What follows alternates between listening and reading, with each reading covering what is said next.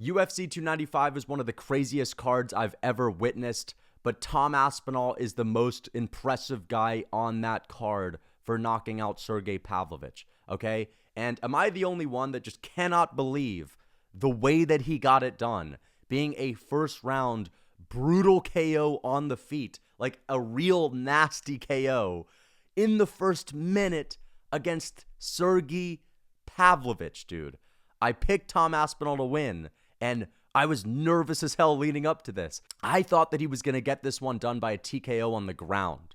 I did not think that Tom Aspinall was going to do that well in the stand-up. He got hit clean once. He didn't need a single takedown in this fight, and that's what makes it most impressive, is him brutally KOing the scariest guy on the feet in the UFC, which I guess now makes Aspinall the scariest guy in the UFC. Thinking about how good and how scary Sergei Pavlovich was. He was the indestructible, ice-cold, untouchable guy on the feet. You just couldn't get to him. You have to take him down. I was considering this guy code red on the feet leading up into this fight, and I knew Aspinall was good on the feet. I thought that maybe he's going to bide his time with the kicks on the outside, and he'll survive on the feet. He'll be defensively sound. He'll move around a lot, but I don't think he's going to be chucking the 1-2 down the pipe, and he chucks the 1-2 down the pipe and knocks out the indestructible guy with the aura of invincibility in the heavyweight division.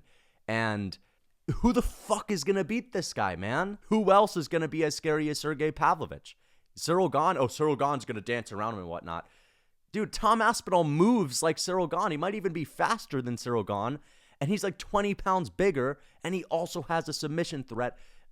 This dude is probably the most gifted, talented, skilled heavyweight the world has ever seen. I would be willing to bet right now that Tom Aspinall is the best heavyweight fighter that's ever walked the earth. I know a lot of you guys are going to say, whoa, what about Jon Jones? Listen, the moment Jon Jones took his name out of the hat for other contenders, the moment he reserved himself for an old man Stipe Miocic that's been out of the cage for years, that's also got brutally knocked out in his last fight, that's basically a geriatric, was the moment Jon Jones took himself out of the heavyweight division, okay? I understand Jones is the champ. I get that he beat Cyril Gane, and that was a really good win because, in my opinion, you could consider Gane undefeated before then because I still think he beat Ngannou. That being said, as I said, you just can't really help but feel that Jon Jones isn't a part of this division. He said, no more contenders. All right, you're in your own thing. Tom Aspinall is going to be welcoming the contenders. Tom Aspinall is going to be welcoming the guys that are trying to be the best in the world, not someone that's just stepping out of the firehouse because you begged him to step out. And that's the difference. Stipe has always had one foot out of the game towards the latter half of his career, and it's like you got to beg him to fight.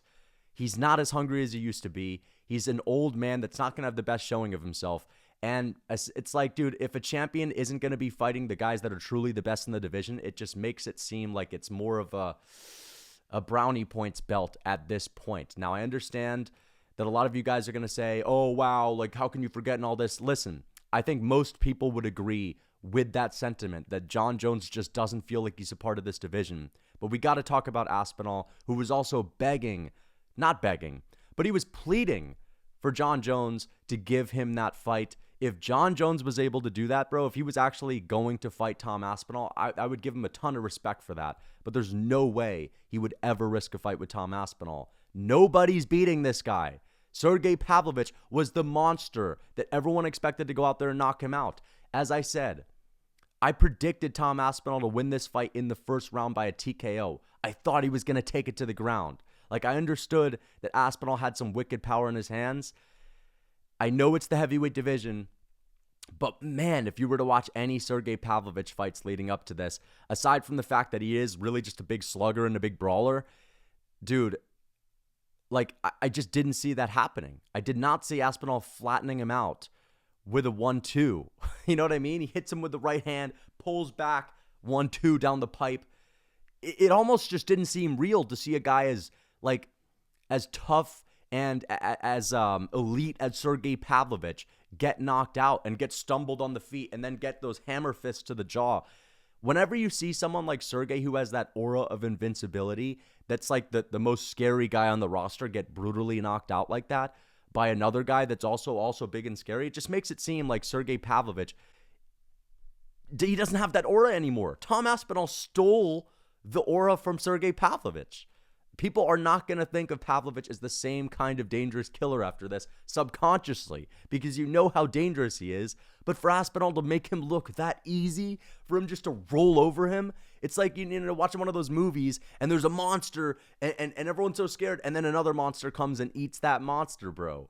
It's like, all right, well, the first monster wasn't so scary after all, right? And Tom Aspinall happens to be the scariest guy on the face of the earth. 265 pounds, that can move like a lightweight, that can also mix it up and just twist people into a pretzel on the ground with ease, that when he takes people down, he's not bending over at the waistline like Curtis Blades, and he can knock Pavlovich the fuck out. Nobody's stopping this guy. The only one, in my opinion, that really had a decent chance was Sergei. And I think these guys are going to fight again, assuming Sergei Pavlovich can keep his chin intact a little bit, but like, there is such a wide gap between Tom and everyone else in that division right now. There just really is.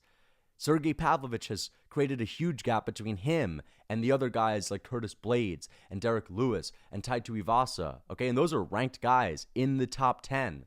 The only people that, in my opinion, would do better than those guys against Sergei Pavlovich is Cyril Gane. And we know Cyril Gane's hole in his game is his grappling. And we also know that Tom Aspinall is extremely fast. And if anyone's going to give Cyril Gane a fight that's not a plodster, it's Tom Aspinall. And I think Aspinall would flatten Cyril Gane out. I think he would KO him or just take him down and twist him into a pretzel. We're really watching something special. And if you think about Aspinall's future, man, he took this fight on short notice. He said that he hardly had a training camp, that he like pulled his back within the first couple of days of his training camp. But now that he got the win, he's going to take a few weeks to rest and he's back on the horse. He's going to fight again. And I think it might be Cyril Gane. And he's probably going to beat Gane next. He's going to defend that belt for as long as he wants. He's in his early 30s. It's not like he's a mega star that's going to be making tens of millions of dollars all of a sudden. He's going to be hungry is what I'm saying, for a long time. And I think this guy could go on to have like 5 or 6 or 7 title wins based on how good he is. And the fact that even though the heavyweight division today is the best it's ever been, and we have to recognize it as such, the gap that this guy is creating over himself and Sergei, okay, guys like Cyril Gane, because I expect Aspinall to run through this guy. People like Jilton Almeida, who is a high-level grappler in the heavyweight division, like, he's not going to have anyone that's going to test him, at least not right now. Unless someone new pops on the scene, I don't think anyone's going to test him like this, man. And the fact that he's just finishing people in the first minute, like every single time, these are Francis Ngannou levels of finishes, but he's not moving like Francis Ngannou. Right? I know Francis had himself a good, impressive performance recently against Fury, and he looked pretty good, but Ngannou doesn't move like this. Ngannou's not this well-rounded. This is the most impressive heavyweight I've ever witnessed in my entire life, and I really think that we need to cherish this moment, because like this is his big breakout moment for the mainstream. Okay, knocking out the stoic, ice cold Russian that people thought were indestructible in a minute, brutally. Okay, in definitive fashion. I mean, this is insane. This is absolutely insane, and I just can't wait to see this guy fight again. Right? And I feel like he could turn around early next year. Let's put Aspinall on UFC 300, or let's put him on UFC 299. But I guess O'Malley's fighting and all that and all this, but I don't know. Aspinall's actually making the heavyweight division great again, which is really cool to think about. And let's talk about the Jon Jones match, just because it's interesting. Jon Jones would have to dive at this guy's ankles instantly. And yes, maybe he could take Aspinall down. Maybe their grappling is at a similar level and Jon Jones could get the better of him. But Aspinall is so big and he knows how to grapple, and he's been doing jiu-jitsu since he was a little kid. So could you be that confident in Jon Jones twisting this guy up and subbing him, or just dominating on the ground? I don't know. And Jon Jones is an older man who's going through wear and tear, who's going to be coming off of this horrible pec tear as well. And that does not make me confident in his chances to beat a guy as young and as healthy as Tom Aspinall, who's just going to have a ton of confidence after this win. That's another thing we have to take into account, especially if he's going to fight Sergei in the future as well. because Sergei Pavlovich is not going anywhere. That guy has created a big gap between him and the other contenders as well, knocking everyone out in vicious fashion, all in the first round. Bro, Sergei Pavlovich, if he ever fights Aspinall again, now he's going to be deadly worried about that knockout power coming back in his direction. And he's going to be worried about the movement of Tom Aspinall. And he's going to have that knockout on his mind. So Aspinall will have the mental edge if these guys ever fight again. And he still has the ability to shoot a takedown. No takedowns needed for Tom Aspinall, which is just insane. No takedowns needed at all. I cannot believe what I just saw last night. Like, it didn't look real. It did not look real. So I hope you guys enjoyed the video. Until next time.